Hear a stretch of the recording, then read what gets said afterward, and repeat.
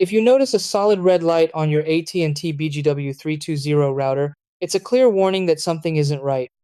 The BGW320 is AT&T's fiber gateway that connects your entire home network to the internet, and its LED lights are designed to quickly communicate problems. A steady red light usually means either a hardware fault or overheating, both of which prevent the router from maintaining a proper internet connection. In many cases, overheating is the culprit, especially if the WPS light is off while the service light stays red.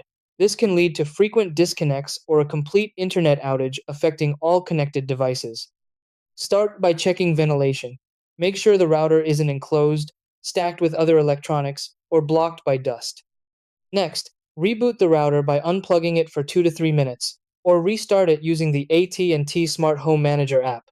Then inspect all cables carefully, especially the fiber optic line, for looseness or visible damage. If the red light remains, a factory reset may be necessary. Press and hold the reset button for 10 seconds. Note, this erases all custom settings.